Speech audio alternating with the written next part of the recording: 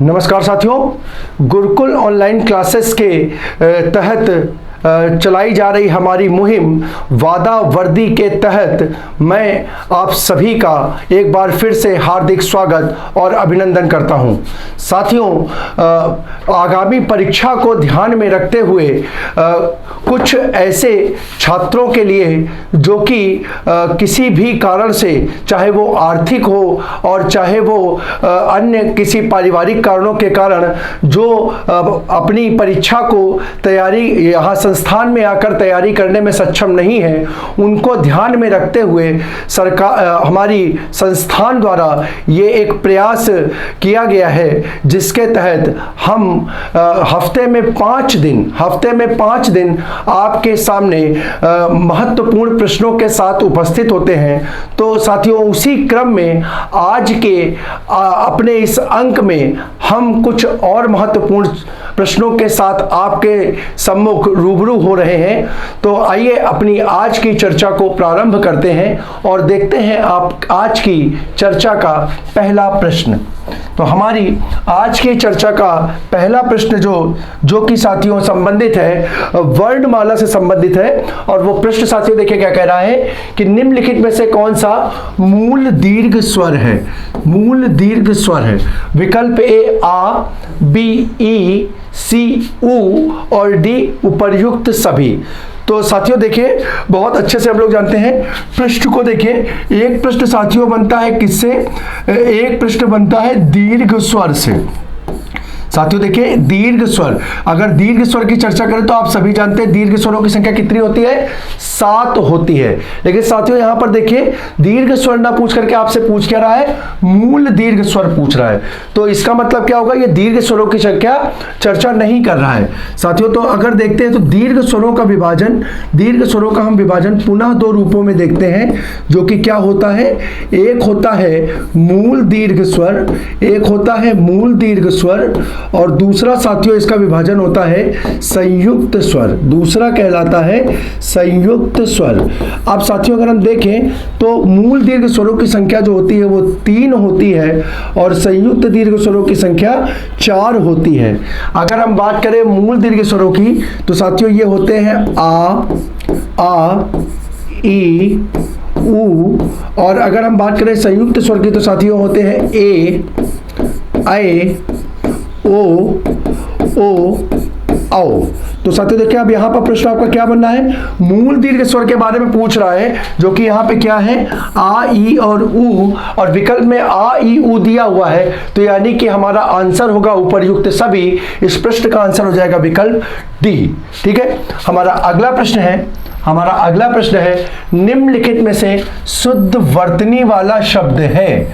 अगर शुद्ध वर्तनी की बात करें तो विकल्प देखिए, पहला दिया हुआ है सांप्रदायिकता, ठीक है। दूसरा बी दिया हुआ है सांप्रदायिकता, और विकल्प सी दिया हुआ है सांप्रदायिकता। अगर देखिए इसको आप बोल कर भी देखेंगे तो थोड़ा सा आपको कुछ शब्दों को जो मूल शब्द है जो सही है उसको छोड़ करके बाकी के जो पद है उसके उच्चारण में ही क्या होगी? आपको कुछ असुविधा दिखाई देगी। फिर भी देखिए मैं बताने का प्रयास कर रहा हूं। सी पद है सांप्रदायिकता और डी दिया हुआ समप्रदायिकता। ठीक है। तो साथियों पहले तो देखिए यहां पर ये जो इसका मूल पद जो होगा वो साथियों होगा संप्रदाय। क्या पद होगा? संप्रदाय। अब जरा ध्यान से अगर देखें तो इसमें पद में इक प्रत्यय का प्रयोग हुआ है। किसका प्रयोग हुआ है?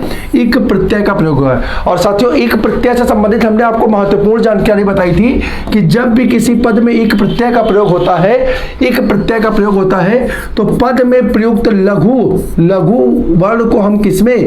दीर्घ में परिवर्तित कर देते हैं। साथियों पहचान हमने आपको बताई थी। तो अब यहां पर देखिए सा पद जो है वो कैसा है, सा पद की अगर हम बात करें तो इस सा में क्या है, सा पद में आ लघु वर्ण का प्रयोग हुआ है, लघु वर्ण का प्रयोग हुआ है। अगर इसमें एक प्रत्यय को हम जोड़ेंगे तो ये लघु जो है वो किस में बदल जाएगा, अपने दीर्घ में बदल जाएगा और ये पद क्या बन जाएगा, सा बन जाएगा। तो आप जरा साथियों ध्यान से देखेंगे तो यहां पर सा होने के कारण दो विकल्प आपके डायरेक्ट कट गए, दो विकल्प आपके डायरेक्ट कट गए। अब बचा आपके पास सांप्रदायिकता और साम्प्रदायिकता। ठीक है, तो जब आप बोलते हैं तो सांप्रदायिकता नहीं बोलते बल्कि बोलते हैं सांप्रदायिकता, यानी मां की ध्वनि कैसी होती है, मां की ध्वनि स्वर रहित होती है, स्वर रहित होती है। तो इस पद का हमारा सही आंसर होगा विकल्प बी, विकल्प बी। साथियों ये तथ्य आपके लिए बहुत महत्वपूर्ण है, वर्तनियों के दृष्टिकोण से यह बिंदु आपके लिए रामबाण सिद्ध हो सकता है, संजीवनी का कार्य कर सकता है। इस तथ्य को आप लोग याद रखेंगे, अपने दिमाग में इसको धारण कर लेंगे। अगले प्रश्न की ओर हम लोग बढ़ते हैं। अगला प्रश्न हमारा, निम्नलिखित में से कौन सा व्यंजन संधि का उदाहरण नहीं है। साथियों व्यंजन संधि का उदाहरण नहीं है, यानी आपको ध्यान रखना है व्यंजन संधि, अगर हम चर्चा करें व्यंजन संधि तो निर्माण के आधार पर व्यंजन संधि तीन प्रकार से हो सकती है, हमने चर्चा की थी। क्या हो सकती है, तो वो हमने बताया था कि क्या हो सकता है, स्वर के साथ व्यंजन आ जाए, स्वर के साथ व्यंजन आ जाए, व्यंजन के साथ स्वर आ जाए, व्यंजन के साथ स्वर आ जाए, या फिर व्यंजन के साथ व्यंजन आ जाए, या फिर व्यंजन के साथ व्यंजन आ जाए। साथियों इनमें से कोई भी एक प्रकार होगा तो वो संधि व्यंजन संधि होगी, अन्यथा व्यंजन संधि के अंतर्गत वो नहीं आएगी। अब हम देखते हैं, हमारा पहला पद है उज्ज्वल। अगर इस पद को हम तोड़ते हैं तो देखिए क्या हो गया, ये पद हमारा बन गया उत धन ज्वल, उत धन ज्वल।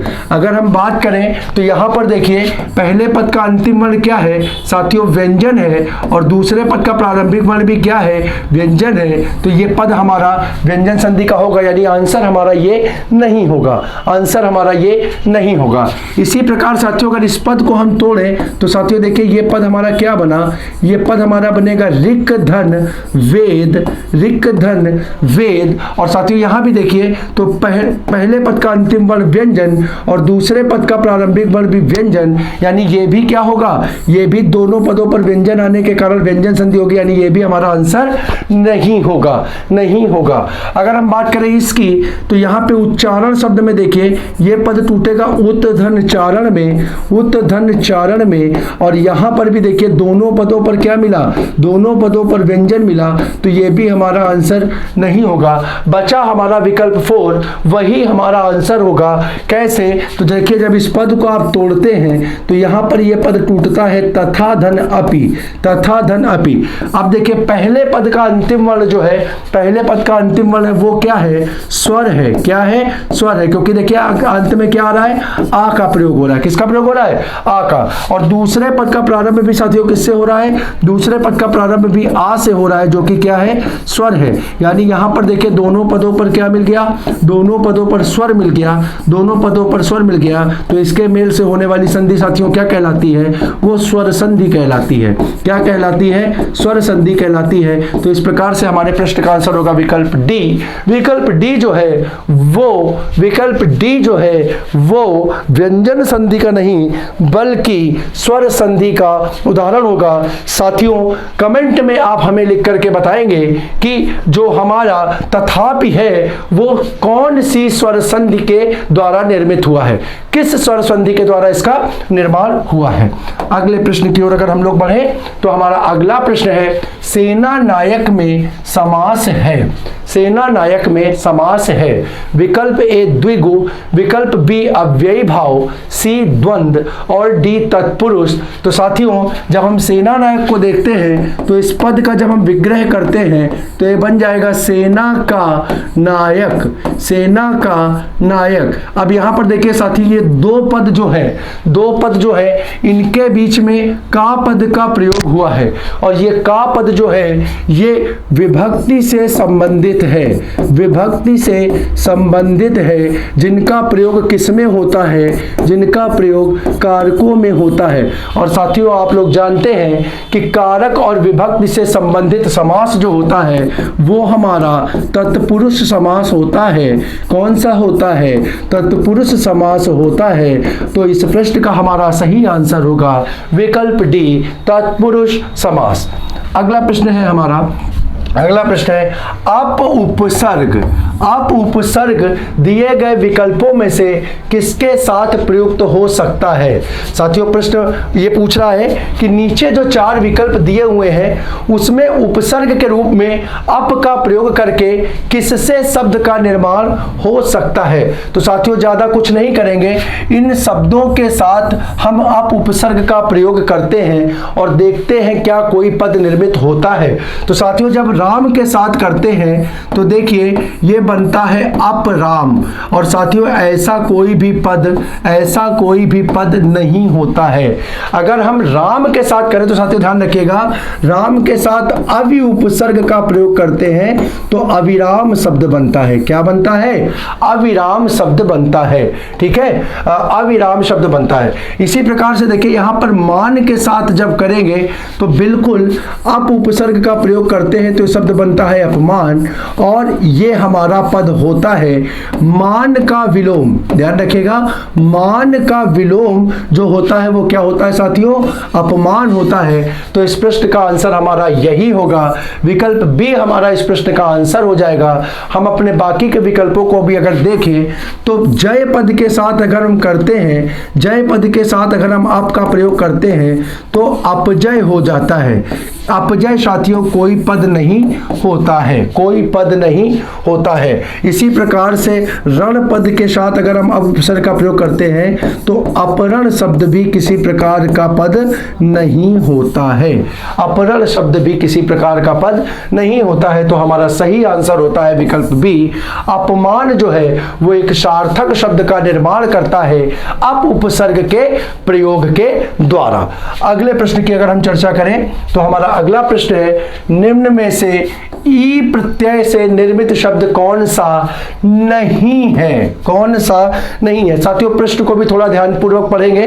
ठीक है, जैसे जैसे हम लोग यहां पर अभ्यास करेंगे, जितना अच्छा हमारा अभ्यास होगा परीक्षा में उतनी ही हमसे कम गलतियां होंगी और उतना ही अच्छा हम स्कोर कर पाएंगे। विकल्प देखते हैं। पहला विकल्प है मंडली, दूसरा विकल्प है नगरी, तीसरा विकल्प है टोकरी और चौथा विकल्प है नाली। तो साथियों मूल पद और प्रत्यय में अगर हम पदों को तोड़ें तो देखिए मूल पद और अगर प्रत्यय में तोड़ें तो पहले पद में हमें मूल पद मंडल मिलता है और इसमें प्रत्यय ई मिल जाता है।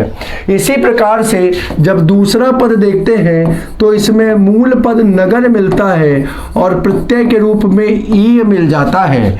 इसी प्रकार जब हम टोकरी शब्द देखते हैं तो मूल पद होता है टोकरा और इसमें ई प्रत्यय का प्रयोग करते हैं तो यह बन जाता है टोकरी। अगर नाली शब्द का प्रयोग करते हैं तो इसका मूल पद होता है नाला और इसमें ई प्रत्यय का प्रयोग करते हैं तो बन जाता है नाली। अब देखिए साथियों 3 विकल्प आपके पास ऐसे हैं जिसमें ई प्रत्यय का प्रयोग आपको स्पष्ट रूप से दिखाई दे रहा है, जबकि विकल्प बी जो है नगरीय पद में ई का प्रयोग ना होकर के किसका हुआ है? ई का प्रयोग हुआ है, ई का प्रयोग हुआ है। तो हमारा आंसर हो जाएगा विकल्प बी। अगले प्रश्न की ओर देखते हैं और अगला प्रश्न है हमारा तत्सम तद्भव से संबंधित। तत्सम तद्भव से संबंधित हमारा अगला प्रश्न है, कह रहा है निम्नलिखित में से कौन सा शब्द तत्सम है? निम्नलिखित में से कौन सा शब्द तत्सम है? तो साथियों विकल्प देखते हैं। विकल्प ए कह रहा है भैंस, विकल्प ए कह रहा है भैंस, विकल्प बी कह रहा है 12, विकल्प सी सच और डी पाद। तो साथियों तत्सम मतलब आप लोग बहुत अच्छे से समझ चुके होंगे, फिर से मैं वही चीज लिखूंगा यहाँ पे आप लोगों की समझ के लिए। तत्सम का मतलब संस्कृत निष्ठ वर्ड, संस्कृत निष्ठ वर्ड। अब अगर हम यहाँ पर विकल्प देखें तो इनमें से एक पर जो संस्कृत के रूप में प्रयोग होता है वो होता है पाद, तो विकल्प डी ही हमारा सही आंसर हो जाएगा। इस पाद का जो तत्भव पद होगा वो पाद ना होकर के साथियों पैर हो जाएगा। पाद का तद्भव पैर हो जाएगा। ठीक है, अगर हम बात करें सच, तो सच का तत्सम पद होगा सत्य, सत्य। 12 का तत्सम पद होगा द्वादश, द्वादश। और भैंस का तत्सम पद होगा महिषी। क्या होगा? महिषी। ठीक है, भैंस का तत्सम पद होगा महिषी। तो इस प्रकार से इस प्रश्न का आंसर हमारा हो जाएगा विकल्प डी। साथियों, अगले प्रश्न को आप लोग पढ़िए और फिर हम इसकी चर्चा करते हैं। अगला प्रश्न साथियों हमारा संबंधित है, अगला प्रश्न हमारा संबंधित है शब्द रचना से। प्रश्न देखिए, कह रहा है उत्पत्ति के आधार पर शब्द का कौन सा भेद गलत है? विकल्प ए तत्सम, विकल्प बी तद्भव, सी देशज और डी रूढ़। तो साथियों, उत्पत्ति के आधार पर, उत्पत्ति अथवा स्रोत के आधार पर जब हम शब्दों का वर्गीकरण देखते हैं, जब हम शब्दों का वर्गीकरण देखते हैं तो साथियों मुख्यतः वो 4 रूपों में मिलता है, जिसमें होता है तत्सम, तत्सम, जिसमें होता है तद्भव, जिसमें होता है तद्भव, जिसमें होता है देशज, और इसका एक अन्य प्रकार होता है विदेशज, अन्य प्रकार होता है विदेशज। तो साथियों, अब इनमें से अगर हम देखें तो तत्सम विकल्प में मिल रहा है, तद्भव विकल्प में मिल रहा है, देशज विकल्प में मिल रहा है, जबकि रूढ़ हमारा नहीं मिल रहा। तो आंसर हमारा होगा विकल्प डी रूढ़। साथियों, अगर हम रूढ़ की बात करें तो रूढ़ पद जो होते हैं वो रचना और बनावट के आधार पर, रचना एवं बनावट के आधार पर वर्गीकरण के अंतर्गत पाए जाते हैं। रचना एवं बनावट के आधार पर वर्गीकरण के अंतर्गत पाए जाते हैं। जो शब्दों का वर्गीकरण रचना एवं बनावट के आधार पर किया जाता है।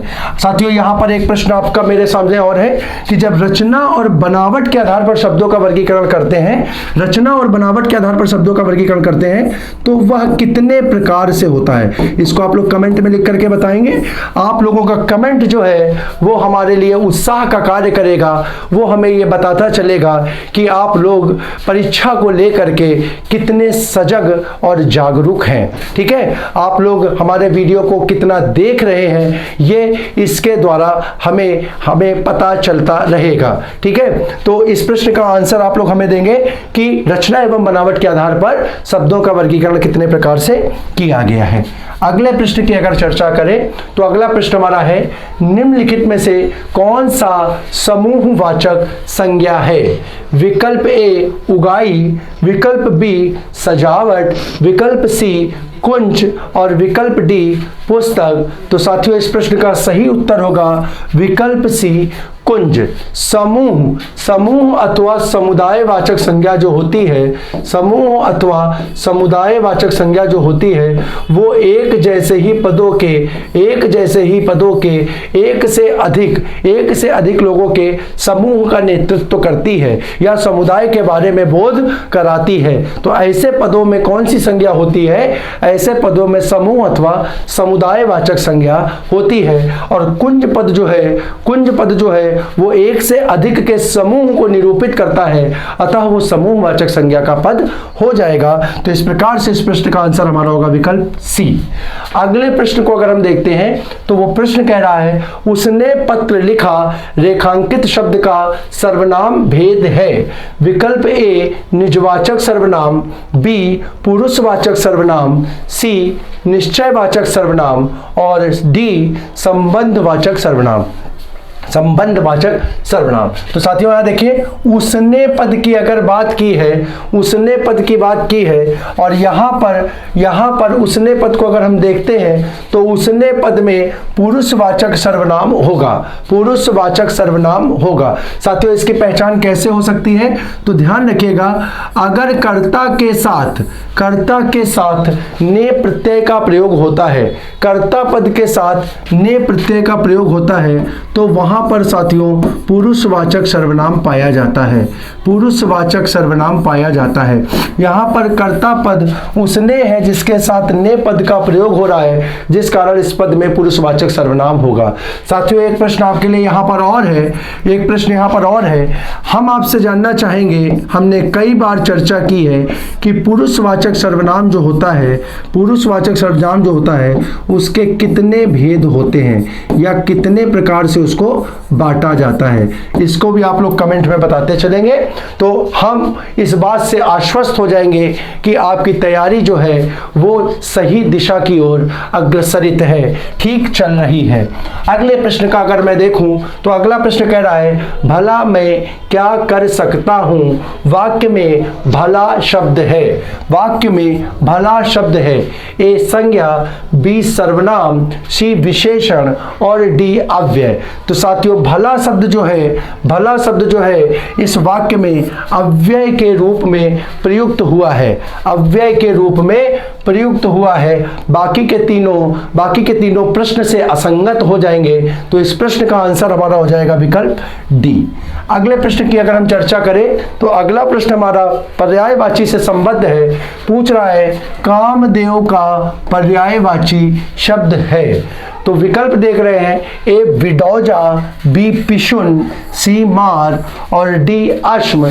तो साथियों, इस प्रश्न का सही आंसर होगा विकल्प सी, मार। मार जो है वो कामदेव का पर्यायवाची है। साथियों, अगर बाकी पदों की बात करें तो विडौजा जो है वो इंद्र का, पिशुन जो है वो कौवे का और अश्म जो है साथियों वो पत्थर का पर्यायवाची हो जाएगा, पत्थर का पर्यायवाची हो जाएगा। तो प्रश्न का हमारा सही आंसर होगा विकल्प सी, मार। अगर हम अपने अगले प्रश्न को देखें तो अल्पज्ञ का विलोम शब्द होगा। विकल्प ए विज्ञ, विकल्प बी विशेषज्ञ, सी बहुज्ञ और डी अज्ञ। तो साथियों, अगर इस पद को आप देखें, तो आप तोड़ सकते हैं अल्पधनज्ञ। ठीक है, अल्प का मतलब होता है कम, अल्प का मतलब कम, और कम का विलोम साथियों आप बहुत अच्छे से जानते हैं, कम का विलोम होता है ज्यादा या अधिक, ज्यादा या अधिक। और इसके लिए अगर हम किसी उपसर्ग का प्रयोग करते हैं तो यहाँ पर इस विकल्प के अनुसार वो पद हो जाएगा बहु, और बहु के साथ हम ज्ञा को जोड़ेंगे तो हमारा पद निर्मित होगा बहुज्ञ, और ये पद हमारा दिया हुआ है विकल्प सी में। तो हमारा सही आंसर होगा विकल्प सी, बहुज्ञ, यानी अल्पज्ञ का विलोम हो जाएगा बहुज्ञ। ठीक है साथियों, एक और महत्वपूर्ण प्रश्न ध्यान रखिएगा, ये हमारा विज्ञ जो है, विज्ञ का विलोम होता है अज्ञ, विज्ञ का विलोम होता है अज्ञ। इसी विज्ञ को कहीं कहीं प्रज्ञ के रूप में भी जानते हैं, यानी हम कह सकते हैं कि विज्ञ और प्रज्ञ जो होंगे, विज्ञ और प्रज्ञ जो होंगे वो एक दूसरे के कैसे होंगे, समानार्थी पद होंगे, समानार्थी पद होंगे। तो अज्ञ का विलोम साथियों जो कि ये विकल्प ए है, इसका विलोम विकल्प डी होगा, इसको भी आप ध्यान रखेंगे। ठीक है, अगले प्रश्न की ओर अगर हम बढ़ते हैं तो अगला प्रश्न हमारा रिक्त स्थान से संबंधित है। मनुष्य जीवन की मनोवेगों के कारण होती है। अब यहां कह रहा है रिक्त स्थान के लिए उचित शब्द का चुनाव करना है, यानी यहां पर इन विकल्पों में कौन सा विकल्प आ सकता है। ए दुर्दशा, बी उन्नति, सी गति और डी सार्थकता। तो साथियों, अगर हम प्रश्न की बात करें तो यहां पर इस प्रश्न का सही आंसर होगा डी सार्थकता। अगर हम बात करें मनोवेगों को, तो मनोवेगों का अर्थ यहां पे साथियों होगा मन में उत्पन्न विचार, मन में उत्पन्न विचार। ठीक है, मन में उत्पन्न विचार। अब साथियों अगर देखिए, अब यहां पर देखिए तो मनुष्य जीवन की, अब मन में उत्पन्न विचार हमेशा दुर्दशा का कारण हो ऐसा तो नहीं हो सकता ना। कई व्यक्ति जो होते हैं, जो विचार होते हैं, जिसको हम लोग आइडियाज बोलते हैं, वो व्यक्ति की सफलता के भी महत्वपूर्ण क्या होते हैं, कारक होते हैं। कोई आइडिया आइडिया ही नहीं होगा, कोई आइडिया ही आपके दिमाग में नहीं आएगा, तो आप कैसे किसी चीज को लेकर के प्लानिंग करोगे, कैसे किसी चीज के लिए क्या एक योजनाबद्ध तरीके से उसके लिए आगे बढ़ोगे। ठीक है, तो हमेशा उत्पन्न विचार जो है, मनोवेग जो है, वो दुर्दशा का कारण नहीं होते। इसी प्रकार से जैसे मन में उत्पन्न विचार व्यक्ति को उन्नति की ओर ले जाते हैं, बुरे व्यक्ति के मन में अगर यही विचार, खराब विचार उत्पन्न हो तो वो उसके पतन का कारण भी बनते हैं। लेकिन सदैव पतन का कारण बने ये भी जरूरी नहीं है। तो मनोवेग सदैव दुर्दशा और उन्नति के लिए प्रयोग नहीं हो सकते। मनोवेग हमेशा गतिमान हो ऐसा भी जरूरी नहीं होता, बल्कि मनुष्य जीवन की सार्थकता, यहां पर यही देखिए उचित पद प्राप्त हो रहा है, सार्थकता जो है वो मनोवेगों के कारण होती है। ठीक है, सार्थकता जो है वो मनोवेगों के कारण होती है। तो इस कारण से इस प्रश्न का हमारा सही जो पद होगा रिक्त स्थान के लिए वो हो जाएगा सार्थकता। अगले प्रश्न को अगर हम देखें तो ये कह रहा है अवर्णनीय शब्द के लिए वाक्य है। अवर्णनीय साथियों बहुत महत्वपूर्ण प्रश्न, परीक्षा में कई बार इसको पूछा गया है। अगर हम विकल्प की बात करें, जो बात वर्णन से परे हो। विकल्प बी, जो वाणी द्वारा व्यक्त किया जा सके। ठीक है, अच्छा विकल्प सी, जिसे वाणी व्यक्त ना कर सके। अब देखिए दोनों विकल्प बी और सी में सिर्फ एक पद का अंतर है। एक में कहा है जिसे व्यक्त किया जा सके और दूसरे में कहा है जिसे व्यक्त ना किया जा सके। और विकल्प डी कह रहा है जो वचन या वाणी द्वारा कहा ना, जो वचन या वाणी द्वारा ना कहा जा सके, ना कहा जा सके। तो साथियों अगर पद में देखें तो अगर इस पद को देखें तो यहां पर आपको एक आ उपसर्ग मिलेगा, आ उपसर्ग मिलेगा और दूसरा पद मिलेगा वर्णनीय, दूसरा पद मिलेगा वर्णनीय। तो वर्णनीय शब्द का मतलब होगा वर्णन, वर्णनीय शब्द का मतलब होगा वर्णन। ठीक है, वर्णन का मतलब होता है व्यक्त, वर्णन का मतलब क्या होता है, वर्णन का मतलब हो जाएगा व्यक्त। और आ अगर इसके पहले क्या लग गया है, आ उपसर्ग लग गया है, तो साथियों बहुत अच्छे से आप लोग जानते हैं कि किसी पद में अगर आ उपसर्ग का प्रयोग हो जाता है तो उसका अर्थ होता है नहीं, उसका अर्थ क्या होता है, नहीं होता है।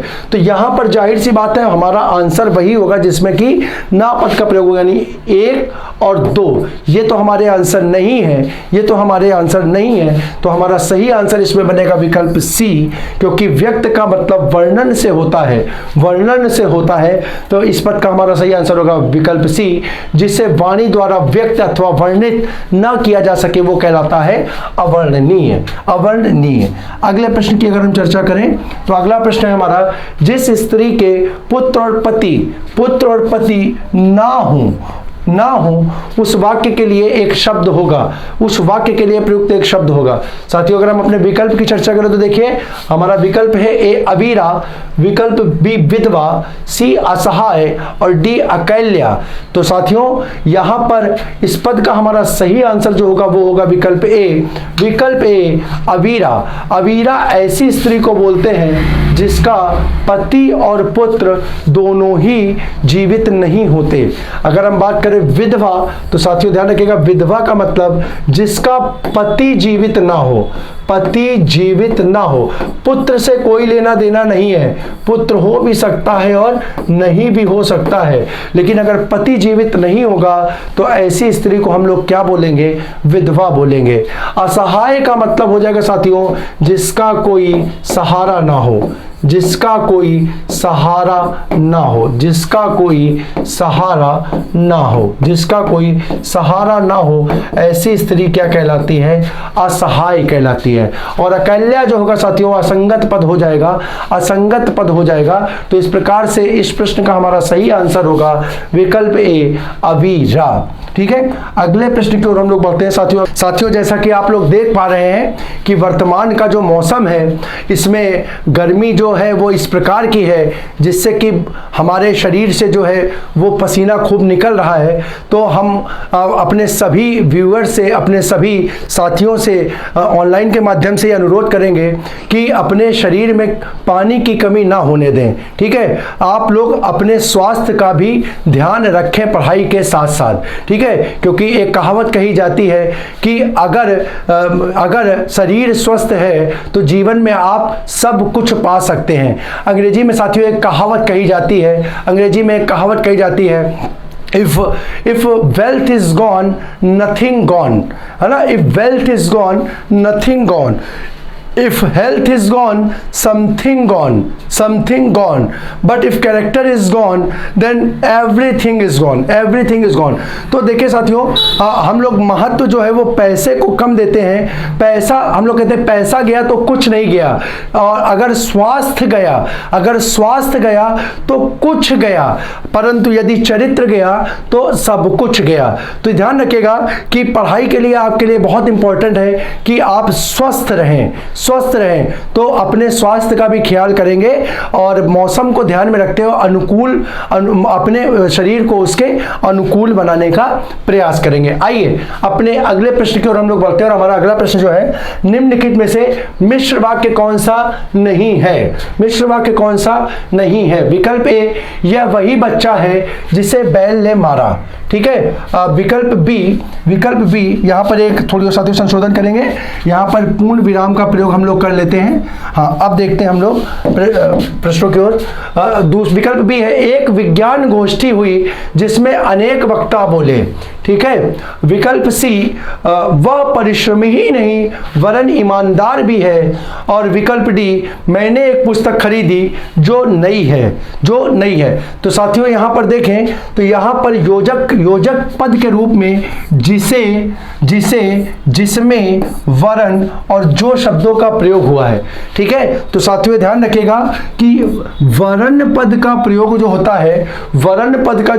है वो मिश्र वाक्यों में नहीं बल्कि संयुक्त वाक्यों में होता है। तो इस पद का आंसर हमारा हो जाएगा विकल्प सी। बाकी के जो पद हैं जो कि लिखे हैं जिसे, जो और जिसमें ये तीनों पद साथियों, ये तीनों पद मिश्र वाक्य में योजक के रूप में प्रयोग होते हैं। अतः विकल्प ए, बी और डी जो होंगे वो मिश्र वाक्य के भेद होंगे। आंसर हमारा प्रश्न का होगा विकल्प सी। और ये किसका वाक्य होगा? तो साथियों ये होगा संयुक्त वाक्य का भेद हो जाएगा ये हमारा वाक्य। अगली प्रश्न की ओर अगर हम लोग बढ़े तो अगला प्रश्न कह रहा है, व्याकरणिक दृष्टि से शुद्ध वाक्य कौन सा है? निम्न में से वाक्य शुद्धि का प्रश्न है। और साथियों विकल्प की यदि हम चर्चा करें तो देखिए हमारे विकल्प कह रहे हैं, मेरे घर के पास एक पान की दुकान है। विकल्प बी, मेरे घर के पास एक पान की दुकान स्थित है। ठीक है। विकल्प सी, मेरे घर के पास एक पानों की दुकान है। और विकल्प डी, मेरे घर के पास पान की एक दुकान है। तो साथियों यहाँ पर अगर हम देखें तो यहाँ पर देखिए, मेरे घर के पास एक पान की दुकान है। एक पान की दुकान हो सकती है क्या? ये बताइए, एक पान की दुकान होगी, किसी दुकान में एक पान होगा? साथियों देखिए यहीं से ये पद क्या हो गया? असंगत हो गया, गलत हो गया। फिर से देखिए यहाँ पर भी क्या दिया है? एक पान दिया हुआ है, और यहाँ पर भी एक पान दिया। साथियों कई बार परीक्षा में इस प्रश्न को पूछा गया है, तो ध्यान रखिएगा, एक दुकान होगी परंतु एक पान नहीं होगा। तीन विकल्पों में एक पान दिया है, तो ये तीनों प्रश्न हमारे क्या होंगे? तीनों विकल्प जो होंगे हमारे गलत हो जाएंगे। हमारा सही आंसर होगा डी, मेरे घर के पास पान की एक दुकान है।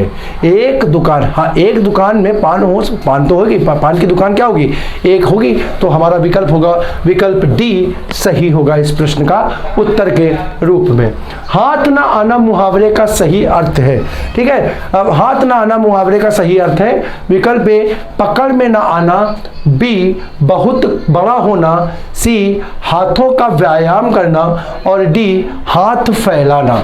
तो साथियों हाथ ना हम कहते हैं ना कि यार बहुत मेहनत किया पर वो क्या हुआ? हाथ में नहीं आया, यानी पकड़ में नहीं आया। इस प्रश्न का सही आंसर होगा विकल्प ए। हमारा अगला प्रश्न है चोटी का पसीना एड़ी तक आना लोकोक्ति का निम्न में से उपयुक्त अर्थ चुनना है। विकल्प ए कूदना, बी प्रतिदिन कसरत करना, सी दौड़ना और डी कड़ा परिश्रम करना। हम लोग कहते हैं ना एड़ी चोटी का जोड़ लगा देना, ये भी इसका एक लोकोक्ति बन सकती है। एड़ी चोटी का जोड़ लगा देना या चोटी का पसीना एड़ी तक आ जाना, इसका अर्थ होगा साथियों विकल्प डी कड़ा परिश्रम करना। ठीक है, अगले प्रश्न की ओर अगर हम लोग बढ़ते हैं तो हमारा अगला प्रश्न संबंधित है रिक्त स्थान से। वेदों के रिक्त स्थान में पूछेगा ग्रंथ है, कौन सा पद इसमें भरा जाएगा? तो विकल्प ए आदि, विकल्प बी आदि, सी अनादि और डी अनादि। ठीक है, तो अगर हम बात करें तो साथियों इस प्रश्न का सही आंसर होगा विकल्प बी आदि। इसका मतलब होता है, आदि का मतलब होता है प्राचीनतम, आदि का मतलब होता है प्राचीनतम। तो वेद हमारे या वेद आर्यों के प्राचीनतम या आदि ग्रंथ माने जाते हैं। तो यहां पर आंसर के रिक्त स्थान के रूप में हमारा विकल्प बी आदि आ जाएगा। अगर हम अपने अगले प्रश्न की चर्चा करें तो कह रहा है किसी कार्य का करने या होने का बोध कराने वाले शब्द कहलाते हैं। यानी हम बोले कि ऐसे शब्द जिनके माध्यम से किसी कार्य का करना अथवा होना पाया जाता है उसे क्या कहते हैं? तो साथियों विकल्प ए है काल, बी संज्ञा, सी क्रिया और डी विशेषण। तो कार्य, अगर कार्य की बात आ जाएगी, काम की बात आ जाएगी साथियों, तो वहां पर जो पद प्रयुक्त होगा उसे हम क्या बोलेंगे साथियों? उसे हम बोलेंगे विकल्प सी क्रिया। क्या बोलेंगे? विकल्प सी क्रिया। साथियों ध्यान रखिएगा, अगर यहां पर यह दे देता कि कार्य के समय का बोध कराए, पद जो कार्य के समय का बोध कराता है, तो साथियों जब समय का पद आ जाता तो समय को हम लोग क्या बोलते हैं?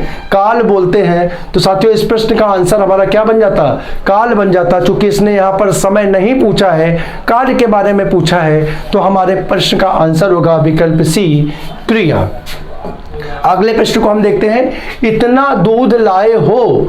वाक्य में रेखांकित शब्द जो है साथियों, देखिए रेखांकित शब्द क्या है? इतना है। विशेषण के किस भेद के अंतर्गत आता है? यानी विशेषण के जो हमारे भेद होते हैं उन भेदों में ये किसके रूप में प्रयुक्त होता है? तो देखिए साथियों यहाँ पर विकल्प है ए परिमाणवाचक, बी गुणवाचक, सी निजवाचक और डी संख्यावाचक। तो साथियों अगर हम बात करें तो निजवाचक भी हमारा भेद जो होता है उसका प्रयोग सार्वनामिक विशेषण के रूप में होता है। तो अगर हम चर्चा करें इतना दूध लाए हो, इसमें कौन सा विशेषण है? तो हमारे इस प्रश्न का आंसर होगा विकल्प ए परिमाणवाचक विशेषण। यह पद जो होगा हमारा परिमाणवाचक विशेषण के रूप में प्रयुक्त होगा। हमारा अगला प्रश्न है, वह हमेशा अपने भाई के गीत गाता रहता है। अब यह पूछ रहा है वाक्य में अव्यय पद कौन सा है? विकल्प ए वह, बी हमेशा, सी अपने और डी गीत। तो अगर हम अव्यय की बात करें तो साथियों यहां पर अव्यय पद के रूप में जो पद प्रयुक्त होगा वो होगा हमेशा अपने भाई के गीत गाता है। तो हमारा प्रश्न का आंसर हो जाएगा विकल्प बी। बाकी के तीनों पद अलग अलग रूप में प्रयुक्त हुए हैं। ठीक है, इनकी चर्चा आगामी आने वाले क्लासों में अन्य प्रश्नों के रूप में हम आपके सामने करते रहेंगे। अगले प्रश्न की अगर हम चर्चा करें तो यहां पर दिया हुआ है चौराहे का सामासिक विग्रह क्या होगा?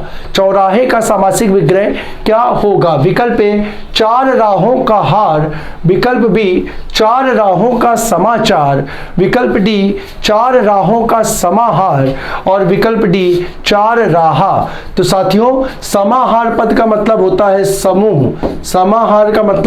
समूह, और अगर हम देखते हैं तो चौराहा पद का सही विग्रह जो होता है, विग्रह विन्यास जो होता है वो कहलाता है 4 राहों का समूह अथवा समाहार। तो इस प्रश्न का हमारा सही आंसर हो जाएगा विकल्प सी सी। साथियों, इस प्रकार से हमारी आज की चर्चा के जो 25 प्रश्न थे वो कंप्लीट हुए। साथियों, आशा करता हूं कि दिन प्रतिदिन हम लोग थोड़े थोड़े प्रश्नों के साथ आपके सम्मुख उपस्थित हो रहे हैं। इन प्रश्नों को आप तैयार करते चल रहे होंगे। साथियों, कहावत कही जाती है कि बूंद बूंद से सागर बनता है।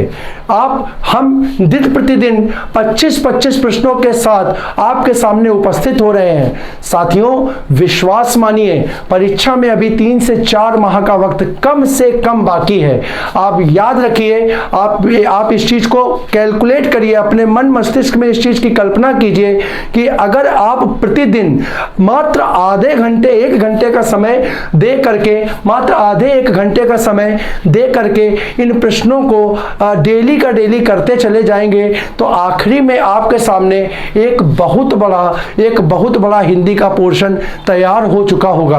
अर्थात अंत में आपको इस विषय को लेकर के किसी भी प्रकार के मानसिक तनाव से नहीं जूझना पड़ेगा और आप ऐसा पाएंगे कि मतलब बिना किसी प्रयास के ही आप एक विषय को पूर्ण रूप से तैयार कर ले गए हैं। तो साथियों, कहते हैं ना, वो कहते हैं कि जैसे मतलब वो जो हम बोलते हैं कि थोड़ा थोड़ा दिन प्रतिदिन, जैसे हम लोग खरगोश और कछुए की कहानी को देखते हैं, तो धीरे धीरे सतत प्रयास आपको आपकी सफलता जो है वो सुनिश्चित कर देता है। तो साथियों, हम यही आपसे उम्मीद करते हैं कि आप डेली रोज बस आधे घंटे 35 मिनट का जो समय होता है ये हमें दें और इन प्रश्नों के माध्यम से उन प्रश्नों की व्याख्याओं को समझते हुए जो बिंदु हो उनको साथ साथ में करते हुए चलें तो निश्चित ही है कि सफलता हमसे